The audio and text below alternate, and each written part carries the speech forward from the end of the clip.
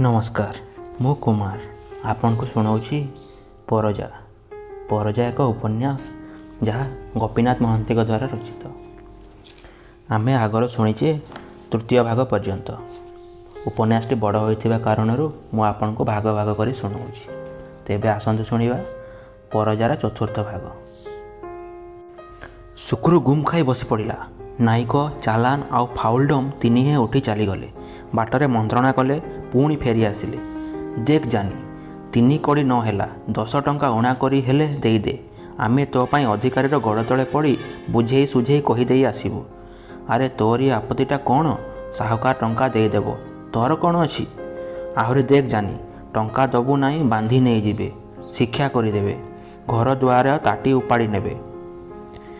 केउं आड़े शिक्षा जीवु? जाति जीव, सान कुहा मान, टंका देईदे। शुक्रुजानी भाभी देखिला कौन असंगत कथाटा। हेले मांडिया आउ टिकरा गति खटी जीवे। दिना केते केते लोक खटुछंती तो क्षति कौन? छाती कंपे दीर्घ श्वास आसिला। गति पैसा गणी देवाकू साहुकार अच्छी सत। टंका पकई दे मुंड किणी नब 6-7 वर्ष पाई। तापरे मुंड बिका किणा गलाम। से बिल काम हेबो, से डंगर पाइटी हबो, से मांडिया बुणा अलसी बुणा हबो। किंतु आपणार क्षेत्र नुहे, परर क्षेत्र। आपणा पाई नुहे, पर पाई। जेउ आड़े गले मार्का मरा साहुकार घर गलाम गति। मने पड़गला मांडिया टिकरा जिली बिली बाहासा होइथांते। घर पाखे घर तोड़ा होइथांता। पहाड़ तल झलारे केरे हलदी गरगर धान क्षेत्र धान नई पड़ी थांता। ना, ए जन्मरे नुहे, आर जन्मरे। ए जन्मरे खाली गति पणिया, खाली झाड़ ही सार। खाइबाकू मंदाए आंब टाकुआर जाऊ, पिंधिबाकू खंडे 4 आंगुलिया कना। यारी माड़ तारी गाड़ी, एतिकी पाई तार जन्म। मनटा नईला नहीं।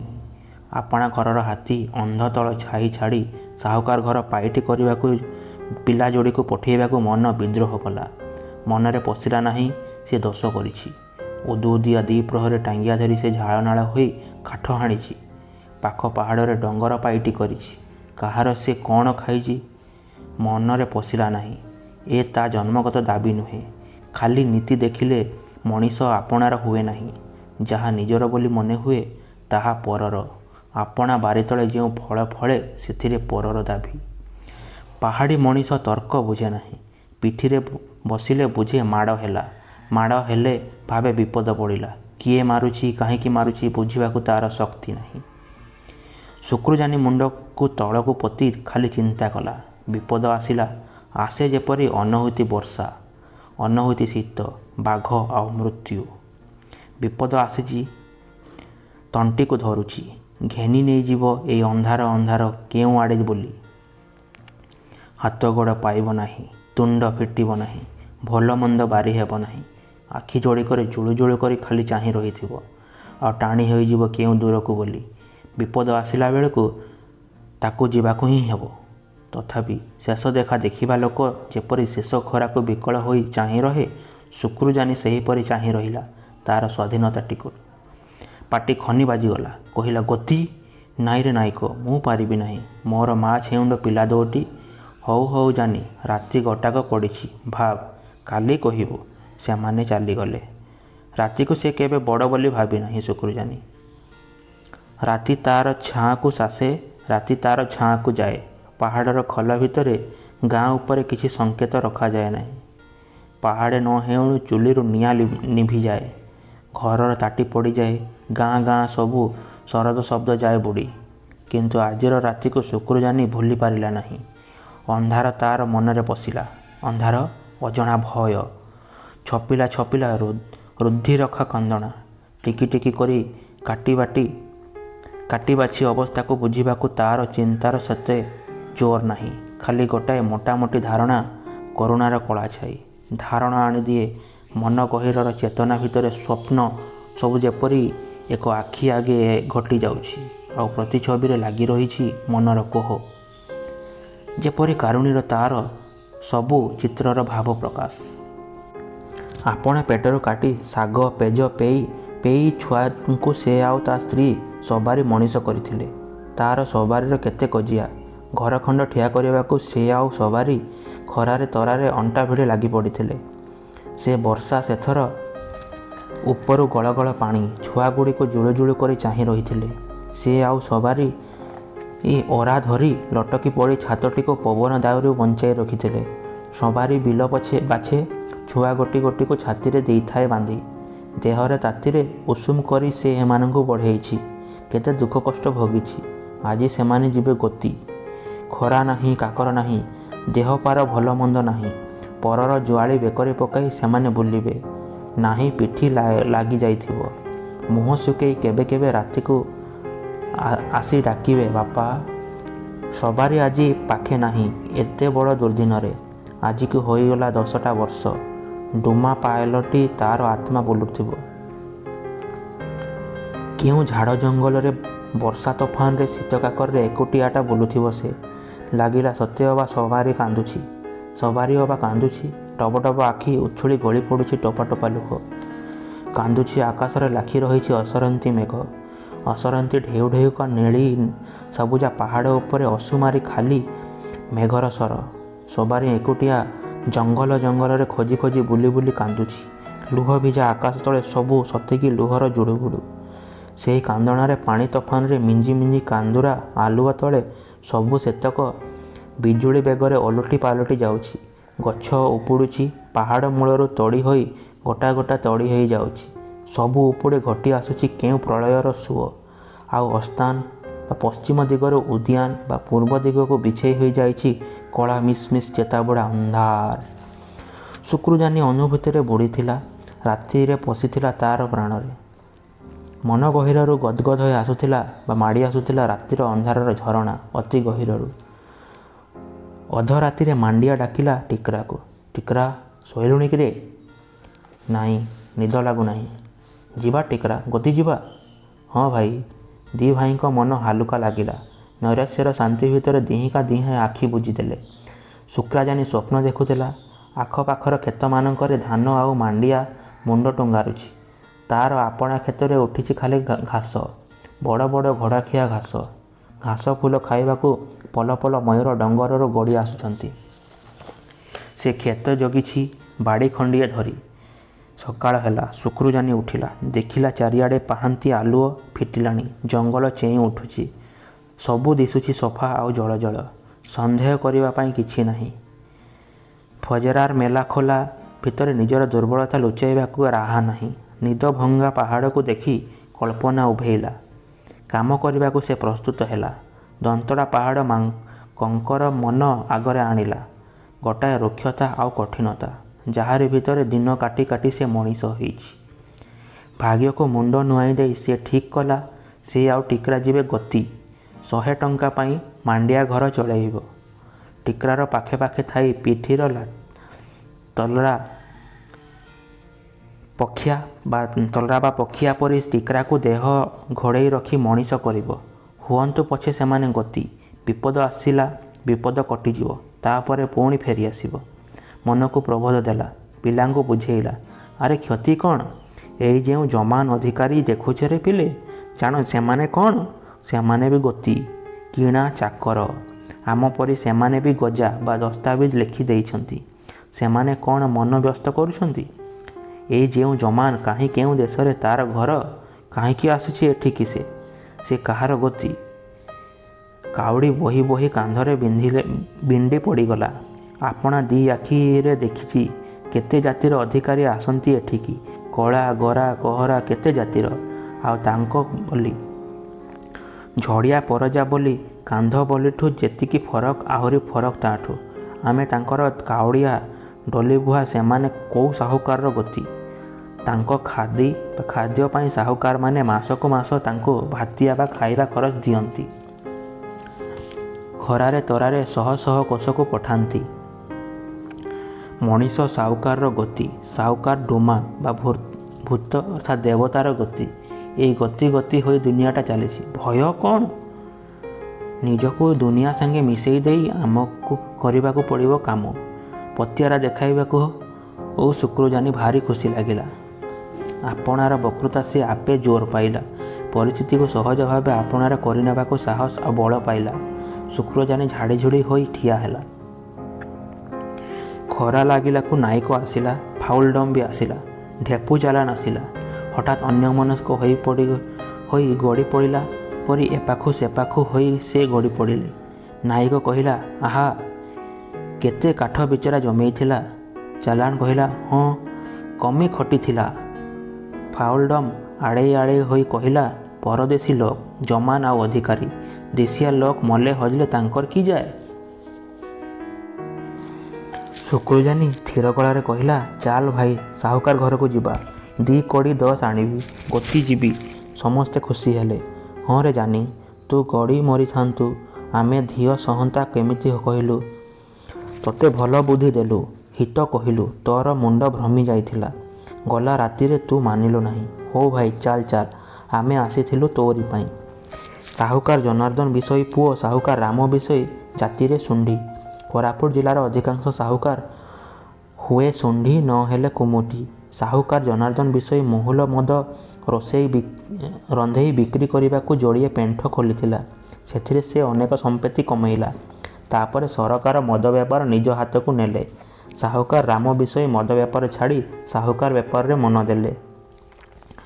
ସାହୁକାର ହେବା ଚିହ୍ନ ସ୍ୱରୂପ ତା ବାଁ ହାତ ପଟେ ମୋଟା ସୁନା ଖଡ଼ୁ ତାର ଭେକ, କାନରେ 2 ପଟି ସୁନା କୁଣ୍ଡଳ ତାର ବଡ଼ତି, ବଡ଼ ବଡ଼ ତରଛା ଛଣା ନିଶ ଗହଳ ଆଖି ପତା ତଳେ, ଗହୀର ଗହୀର ଆଖି, କୁଟିଳ ଚାହାଣୀ, ମୋଟା ମୋଟା ଓଠ, 2 ଫାଳିରେ ସବୁବେଳେ ହସ ତାର ଚରିତ୍ର। ବୟସ 35। ତାର ବେପାର ବଡ଼ ସହଜ, କାରଣ ତାଠି ଟଙ୍କା ଅଛି। ଟଙ୍କାର ଏପରି ଶକ୍ତି ଯେ ବେଶୀ ଟଙ୍କା ଅଳ୍ପ ଟଙ୍କାକୁ ଅଟାରି ଘେନି ଆସେ। ଆସୁ ପଛେ ସେଥିରେ ଲାଗି ସିନ୍ଦୂର ବା ରକ୍ତ କାଦୁଅ ମାଂସ। ଟଙ୍କା ମେଣ୍ଟେ ବାନ୍ଧେ। ଟଙ୍କା ଅଳ୍ପ ଟଙ୍କା ଟାଣି ହୋଇ ଆସେ, ବେଶୀ ଟଙ୍କା ଦେହରେ ଲୀନ ହୋଇଯାଏ। ପାହାଡ଼ୀ ଜାତିରଙ୍କର ଅର୍ଥ, ସାହୁକାରର ବେଶୀ ଅର୍ଥ। କେବଳ ଟଙ୍କା ମୁଣି ପଦାରେ ଝୁଲେଇ ରଖିଲେ ଆଖପାଖରେ ସବୁ ଅଳ୍ପ ଟଙ୍କା ସବୁ ଖୁଚୁରା ପଇସା ଝାଙ୍କି ଅଟାରି ହୋଇ ସୁ ସୁ ହୋଇ ତହିଁରେ ଆସି ପଶିଯାଏ। ସାହୁକାର ଟଙ୍କା କରଜ ଦିଏ, କାରଣ ବିଭା ହେବା ବେଳେ ବର କନ୍ୟାର ବାପକୁ 2 କଡ଼ି 3 କଡ଼ି ଟଙ୍କା ଦେବା ଲୋଡ଼ା ହୁଏ। ତାକୁ କହନ୍ତି ଝୋଲା ଟଙ୍କା। ସାହୁକାର ଟଙ୍କା ଦେଇ ମୁଣ୍ଡ କିଣେ। ବର୍ଷ ବର୍ଷ ଲାଗିଲା ଚାକିରି ଖଟି ଖଟି ଲୋକେ ଟଙ୍କା ଶୁଝନ୍ତି। ପୁଣି ବର୍ଷକୁ ବର୍ଷ ଚକ୍ରବୃଦ୍ଧି କ୍ରମରେ ଟଙ୍କା ବଢ଼ି ଚାଲେ। ତାପରେ ଆହୁରି କରଜ ଦିଏ। ମାଣ୍ଡିଆ, ଶ୍ରାବଣ ଭାଦ୍ରବ ମାସରେ ଖାଦ୍ୟ ଯେତେବେଳେ ଉଣା ପଡ଼ିଯାଏ, ସାହୁକାର ଗାଁ ଗାଁରେ ତାର ଭଣ୍ଡାର ଖୋଲିଦିଏ। ପୁଣି ଯେତେବେଳେ ଫସଲ ପାଚେ, ସାହୁକାର ହିଡ଼ ମୁଣ୍ଡରେ ବସି ତାର ପାଉଣା ଆଦାୟ କରିନିଏ, ସୁଧଚକ୍ର ବୃଦ୍ଧି କ୍ରମରେ। ଏହିପରି ତାର କାରବାର। ଝିଞ୍ଝଟ ନାହିଁ, କାରଣ ପାହାଡ଼ିଆ ଲୋକେ ପ୍ରଶ୍ନ ପଚାରନ୍ତି ନାହିଁ, ଫାଙ୍କନ୍ତି ନାହିଁ, ଯାହା ମାଗିଲେ ତାହା ଦିଅନ୍ତି। ସାହୁକାର ରାମ ବିଶୋଇ ତାର ଦଳଖିଆ ଘୋଡ଼ା ଉପରେ ଚଢ଼ି ବସେ। କୋଷ ଦଉଡ଼ିରେ ଲଗାମ ହାତରେ ଧରି କୁଣ୍ଡଳ ହଲେଇ ହଲେଇ ଘୋଡ଼ା ଚଲାଏ। ଘୋଡ଼ାଟିକୁ ପିଟି ପିଟି ଡାଳ ଉପରେ ଡାଳ ଛିଣ୍ଡିଯାଏ। ମଠେଇ ମଠେଇ ଏପାଖ ସେପାଖ ଚାହିଁ ଚାହିଁ ସେ ବାଟ ଚାଲେ। ଦେଖେ କେତେ ଖଣ୍ଡ ଭୂଇଁରେ ତାର ତୋଷ ବଢ଼ିଲାଣି ଓ ଆଉ କେତେ ଖଣ୍ଡ ଭୂଇଁ ବାକି ଅଛି। ଦେଖେ କେତେ ଖଣ୍ଡ ଗାଁର ଲୋକ ତାର ହାତ ତଳିଆ ହେଲେଣି, ଆଉ କେତେ ଖଣ୍ଡ ବାଟକୁ ଆସୁଛନ୍ତି। ଦଳଖିଆ ଘୋଡ଼ା ଉପରେ ଚଢ଼ି ଚଢ଼ି ସାହୁକାର ରାମ ବିଶୋଇ ଆପଣାର ଜନବଳ ବଢ଼େଇ ବଢ଼େଇ ବାଟ ଚାଲେ। ସେ ଗୋଟିଏ ମୁଣ୍ଡ କିଣାଳି। ଶୁକ୍ରଜାନୀ ପୁଅ 2ଟିକୁ ଧରି ଥଟାଗୁଡ଼ା ଗାଁରେ ପହଞ୍ଚିଲା ବେଳକୁ ଗାଧୁଆ ବେଳ ଗଡ଼ିଲାଣି। ରାମ ବିଶୋଇ ପ୍ରସ୍ତୁତ ହିଁ ଥିଲା ଆଗରୁ। ଆଖି ଝଲସି ଉଠିଲା। ଛୁଞ୍ଚି ମୁନିଆ ଚାହାଣୀରେ ଏମାନଙ୍କୁ ଥରେ ଅନେଇ ଦେଇ କହିଲା, ପାହାଡ଼ ତଳ ଜମିଟା ତୋର ନା? ସେଇ ଝୋଲା ଉପରେ ଖାଲ ଜମିଟା? ଶୁକ୍ରଜାନୀ କହିଲା, ହଁ। କେତେ ଟଙ୍କା ନେବୁ? 100। ଫାଉଲଡମ୍ ଏପାଖ ସେପାଖ ହୋଇ ବୁଝାବୁଝି କରାଇଲେ। ଆହୁରି 3ଟି ଲୋକ ଗଡ଼ିଲେ। ନାଇକ, ଢେପୁ ଚାଲାଣ, ଫାଉଲଡମ୍ ସାକ୍ଷୀ ପଡ଼ିଲେ। ସାହୁକାରର ଖାତାରେ ଆଣିକିଆ ଟିକିଲି ମରା ହୋଇ ଗଜା ଅର୍ଥାତ୍ ଦଲିଲ ଲେଖା ହେଲା ଯେ ଲିଖିତାଂ ଇତ୍ୟାଦି ଇତ୍ୟାଦି। ତଳେ ଲେଖା ହୋଇଥିବା ସାକ୍ଷୀମାନଙ୍କ ଆଗରେ ସାହୁକାର ରାମ ବିଶୋଇ ଶୁକ୍ରଜାନୀ ଓ ଟିକରାଜାନୀ ଏମାନଙ୍କୁ ମୋଟ 100 ଟଙ୍କା ଉଧାର ଦେଲା। ଦୁହେଁ ଆଜି ଦିନଠାରୁ ତାର ଗତି ହେଲେ। ସେମାନେ ଗତି ପାଇଟି କରିବାକୁ ବାଧ୍ୟ ରହିଲେ। ପ୍ରତିବର୍ଷ ଜଣକ ପିଛା 5 ଟଙ୍କା କରି ଶୁଝାଯାଉଥିବ ଓ ପ୍ରତି ମାସରେ ସାହୁକାର ଠାରୁ ପ୍ରତି ଗୋତି ଖାଦ୍ୟ ସ୍ୱରୂପ 5 ପୋଟି ମାଣ୍ଡିଆ ପାଉଥିବେ ଓ ଶୀତଦିନେ 1 ଟଙ୍କାର କମ୍ବଳ ପାଉଥିବେ। ଦରକାର ବେଳେ କର୍ମରେ ଆସିବ ଇଦି ସମସ୍ତ ସନ୍ତକ କାଟିଦେଲେ। ଶୁକ୍ରୁଜାନି ଟଙ୍କା ଘେନି ଆସିଲା। ଫାଉଲଡମ୍, ନାଇକ, ବାରିକ ଓ ଢେପୁ ଚାଲାଣ ସାଙ୍ଗରେ ଆଇଲେ। ଶୁକ୍ରୁ କହିଲା, ଏଥର ଯିବା ଚାଲ ଅଧିକାରୀ ପାଖକୁ। ନାଇକ କହିଲା, ରାମ ରାମ ରାମ, ତୁ ଯଦି ଯିବୁ ତେବେ 200 ଟଙ୍କାରୁ କମରେ ଛାଡ଼ିବ ନାହିଁ ସେ। ତୋ ଉପରେ ତାର ଭାରି ରାଗ। ତେବେ ଆଉ କ'ଣ? ଟଙ୍କା ଆମକୁ ଧରିଦେ, ମୁଁ ଯିବି। ଚାଲାଣ ଯିବ। ଫାଉଲ ଚାଲୁ। କେତେ କୁହାପଛା ହେଲା କରି ଗୋଡ଼ ତଳେ ପଡ଼ି 10 ଥର ପାଣ୍ଡେଇ ବା ଜୋତା ଉଠେ 10 ଥର ତଣ୍ଟିଆ ମାରି ତଡ଼ି କେଜାଣି ତାର ମନ ତରଳିଲେ ସେ ନବ। ତୁ ଗଲେ କାଣି ବିରାଡ଼ି ପରି ଗର୍ଜି ଉଠିବ। ତୁ ଆସିବୁ ଯଦି ଆମର ଦୋଷ ନାହିଁ। କାହିଁକି? ତୋର ଟଙ୍କା ଗଣିଦେବି। କିସ୍ କରିବ ସେ ମୋର? କିଛି କରିବ ନାହିଁ ତତେ। ଖାଲି କହିବ ତୁ 2 କୋଡ଼ି ଟଙ୍କା ଦେଇପାରୁଛୁ, ଆର କୋଡ଼ିକ ଯା ଆଣିବୁ, ନହେଲେ ଶିକ୍ଷା ବା ଜେଲ୍ କରିଦେବି। ହଉ ଭାଇ, ତୋ ଇଚ୍ଛା। ଆମେମାନେ କରିଥିଲୁ ତୋ ପାଇଁ ଯାଇ ଗଡ଼ି ଗଡ଼ିକା ଆମେ କହିବୁ, ମହାପ୍ରଭୁ କିଛି ଆସ୍ତି ବା ସମ୍ପତ୍ତି ନାହିଁ ତାର। ଏଇଟା ଆମେ ଗାଁ ବାଲା ଚାନ୍ଦା କରି ଦଉଛୁ। ରକ୍ଷା କର। ତୁ ଯଦି ନିଜେ ଯିବୁ ବୋଇଲେ ଆ, ତେଣିକି ତୋ କର୍ମ। ଶୁକ୍ରୁଜାନି ଟିକିଏ ଦୋ ପଞ୍ଚ ହେଲା। ନାଇକ କହିଲା, ଆଉ ସେଇ ଯେଉଁ ଜମାନ ଅଧିକାରୀଟାରେ ତାର ଛାଇ ପଡ଼ିଲେ ତାର ନାହିଁ ଦେଉଛି। କିସ୍ତି ସବୁ ଲଗେଇ ଫଡ଼ି କରି କହିଛି ସେ ବଡ଼ ଅଧିକାରୀଙ୍କ ଆଗରେ। ତାର କିଛି କଥା ସେମାନେ ଆଉ ଶୁଣିବେ ନାହିଁ। ଢେପୁ ଚାଲାଣ ମୁଣ୍ଡ ହଲେଇ ହଲେଇ କହିଲା, ହଁ, ଏତେ କାଗଜରେ କ'ଣ ସବୁ ଲେଖି ନେଇଛି। ରାଜି ରୁଜା ହେଲେ ତ ଭଲ, ନ ହେଲେ ତୋର କପାଳ। ଶୁକ୍ରୁଜାନି ଭାବିଲା, ପ୍ରକୃତରେ ତ ସେ ନିଜେ ଯାଇ ଟଙ୍କାଟା ଦେଇଦେଲେ କ'ଣ ବା ଫଳଟା ଅଧିକା ହେବ। କିନ୍ତୁ ମୁଇଁ ଗଲେ ସେତେ ସବୁ ଭଣ୍ଡୁର ହେବରେ। ଆରେ ଜାନି, ତୁ ତ ଏତେ ଡରୁଛୁ କାହିଁକି? ଏତେ ତୋର ଅବିଶ୍ୱାସ? ତାହେଲେ ଆ, ଗଛ ଉପରେ କି ବୁଦା ଢାଳରେ ବସି ଦେଖିବୁ କ'ଣ ହେଉଛି। ତୋର ଟଙ୍କା କିଏ ଖାଇଯିବ କି ଅଧିକାରୀ ନେବ? ନା, ଶୁକ୍ରୁଜାନି କହିଲା, ନା, ଦରକାର ନାହିଁ। ମୋ ଯିବାରେ କି ଫଳ ହେବ? ଗାଁର ନାଇକ ତୁ, ତୋତେ ମୋର ଅବିଶ୍ୱାସ ହେବ? ତେବେ କ'ଣ କଥା ଜାଣୁନା? ନାଇକ ସେଦିନ ତ ଏତେ କ'ଣ ଲେଖିନେଲା, ସେଗୁଡ଼ା ଯଦି କାଟି ଦିଅନ୍ତା ମୋ ଆଗରେ। ଅଧିକାରୀ ଲୋକ, ଦେଶିଆ ପରଜା, ଭଲ ମନ୍ଦ ଭାରି ଜ୍ଞାନ ତାଙ୍କର। ଓ, ଏଥିପାଇଁ ଜାନି କାଗଜ ଗୁଡ଼ାକ ତାଠୁ ନେଇ ଆସିବା, ପଛେ ଜମାନକୁ କହି। ଏଡ଼େ ଓଲୁ କରିଦେବ ଆମକୁ ସେରେ। ଶୁକ୍ରୁଜାନି ଛେପ ଢୋକି ତୁନି ପଡ଼ିଗଲା। ନାଇକକୁ ଅବିଶ୍ୱାସ ହେଲା ନାହିଁ, କିନ୍ତୁ ଦେଶିଆ ଲୋକ ସେ, ସହଜରେ ବିଶ୍ୱାସ କରିଯାଏ ସତ, କିନ୍ତୁ ତଥାପି ଟିକିଏ ଆଶଙ୍କାରେ ରହିଯାଏ। ସାମାନ୍ୟ ଟିକିଏ ଅବିଶ୍ୱାସ, କିନ୍ତୁ ଉପାୟ ନାହିଁ। ନିଜେ ଗଲେ ହୁଏତ ପୁଣି ଅଧିକାରୀ ଆହୁରି ଟଙ୍କା ହାଙ୍କିବେ, ହୁଏତ ଆହୁରି ଖରାପ ହେବ। ତାହାରି ଅପେକ୍ଷା ନାଇକ ହାତରେ ଟଙ୍କା ଥୋଇଦେଇ ଶୁକ୍ରୁଜାନି ଘରକୁ ଫେରି ଆସିଲା। ହଉ, ଯାହା ଥିବ ଭାଗ୍ୟରେ। 2 ଖଣ୍ଡ ସାନ ସାନ ନଈ ଦଉଡ଼ି ଗୋଟେଇଲା। ନିଜେ ଖଣ୍ଡେ ଧରି ଟିକରାକୁ ଡାକି ଆର ଖଣ୍ଡ ଦେଲା। କହିଲା, ଟିକରା, ଏଇ ଦଉଡ଼ିଟା ତୋର ଗଜାରେ, ଆଉ ଏଇଟା ମୋର। ବର୍ଷେ ଲେଖା ପୁରି ଯାଉଥିଲେ ଦଉଡ଼ିରେ ଗୋଟିଏ ଗୋଟିଏ ଗଣ୍ଠି ପକାଇ ଦେଉଥିବ। ଟିକରା କହିଲା, ହଉ। ଶୁକ୍ରୁଜାନି ଚାହିଁ ରହିଲା ପୁଣି ଘରକୁ। ପାହାଡ଼ ତଳେ ତାର କ୍ଷେତ ଭୂଇଁ। ସେ ପାଖ ମୁଣ୍ଡିଆ ଉପରେ ମାଳ ମାଳ ଦମକ ପାହାଡ଼। ଯେଉଁଠି ସେ ପାଇଥିଲା ତାର ସରିଗି କାଠ ବା ଶାଳ କାଠର ଭଣ୍ଡାର ସବୁ ପଡ଼ି ରହିଛି। ଖାଲି ସୂର୍ଯ୍ୟଟା ଉଦିଆନ ପୂର୍ବ ଦିଗରୁ ଖସି ଗଡ଼ିଲାଣି ଅସ୍ତିଆନ ବା ପଶ୍ଚିମ ଦିଗକୁ। ପାହାଡ଼ ଜଙ୍ଗଲ ଉପରେ ଶୁଖିଲା ଖରାଟା ସତେକି ଯାଇଛି ମରି, ମଉଳି ଯାଇଛି କଟା ହେଲା ସରିଗି ଗଛର ପତ୍ର ପରି। ଶୁକ୍ରୁଜାନି ବେଶୀ ଭାବି ପାରିଲା ନାହିଁ। ଖାଲି ଜାଣିଲା ସବୁ ତାର ସରିଛି।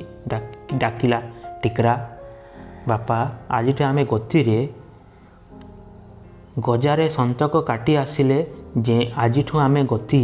ଟିକରା ଲୁହ ବାମ୍ଫରେ ଆଖି ପୁରିଗଲା। ଛାତି ଫଟା ମନର କୋହରେ ଅସମ୍ଭାଳ ହୋଇ ଦରବୁଢ଼ା ବାପ ପୁଅକୁ କୁଣ୍ଢେଇ ପକାଇ କହିଲା, ଟିକରା ଆଜିଠୁ ଆମେ ଗତିରେ। ମାଣ୍ଡିଆ ଚାହିଁ ରହିଲା। ଜିଲି ବିଲି ଚାହିଁ ରହିଲେ। ସମସ୍ତେ କାଠ ପରି। ଖାଲି ଜଳ ଜଳ ଆଖିରୁ ଲୁହଧାର ନିଗିଡ଼ି ପଡ଼ିଲା। ଲଙ୍ଗଳା ବାପକୁ କୁଣ୍ଢେଇ ଧରି ଲଙ୍ଗଳା ପୁଅ ମୁହଁଟିକୁ ଉପରକୁ ଟେକି ହେମନ୍ତ ଦେବାକୁ ଚେଷ୍ଟା କଲା। କାନ୍ଦୁରା ମୁହଁରେ ହସଟିଏ ଅଟାରି କହିଲା, କ'ଣ ହେଲା ବାପା? ଟଙ୍କା କେଇଟା ଯେ ଦବା ସୁଝି। 3:10 ବେଳେ ଜମାନ ହାତରେ 5ଟା ଟଙ୍କା ଗୁଞ୍ଜି ଦେଇ ନାଇକ ତାର ଗୋଡ଼ ଧରି ପକାଇଲା। କହିଲା, ମହାପ୍ରଭୁ 10-15ଟା ଟଙ୍କାରେ ତାକୁ ମୁକ୍ତ କରିଦିଅ। ଦେଶିଆ ଲୋକ, କାହୁଁ ପାଇବ ବେଶୀ ଟଙ୍କା? ଅଧିକାରୀ ବାବୁମାନେ ଯେତେବେଳେ ବସି ଖବରକାଗଜ ଉପରେ ଗପ ଜମେଇଥିଲେ। ନାୟକ, ଚାଲାନ, ବାରିକ ତିନିହେ ଯାଇ ଗୋଡ଼ ତଳେ ପଡ଼ିଗଲେ। ମହାପ୍ରଭୁ, ଖାଇବାକୁ ଘରେ ଖାଦି ନାହିଁ, ଖାଲି ଆମ୍ବଟାକୁ ଆଉ ଶାଗ।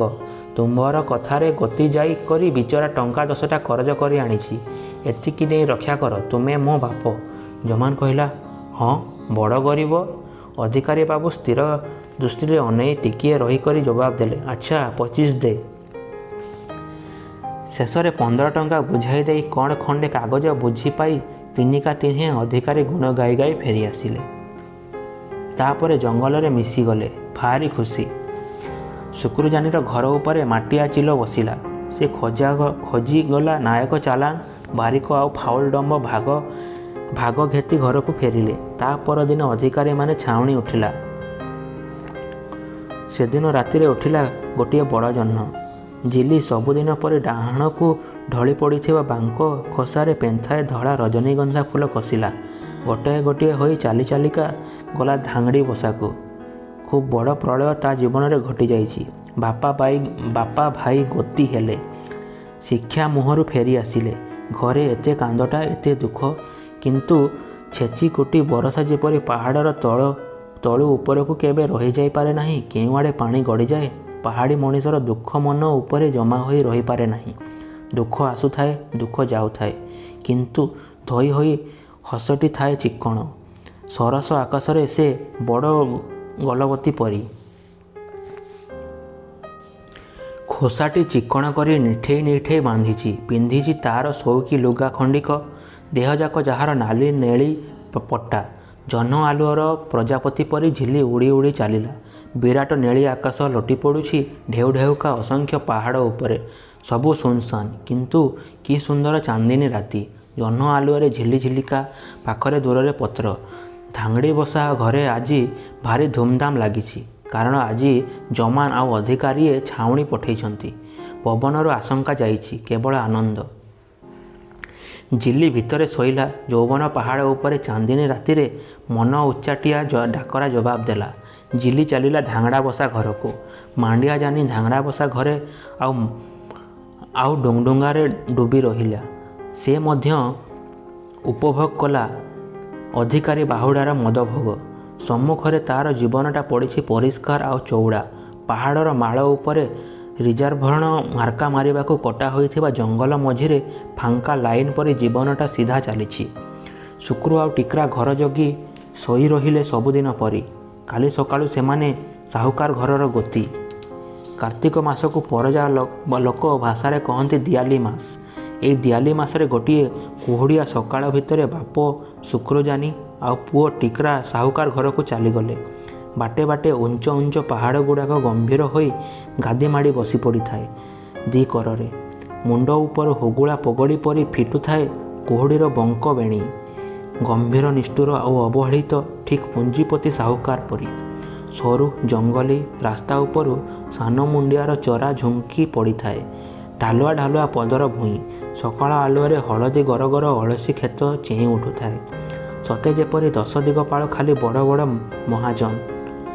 ସାମ୍ନାରେ ସୁନା ଅଜାଡ଼ି ଧରି ବସି ପଡ଼ିଛନ୍ତି ଚୌଧୁରୀ ହୋଇ, କାରଣ ଏ ଦୁଇଟା ଗୋଟାସାରା ତାଙ୍କରି।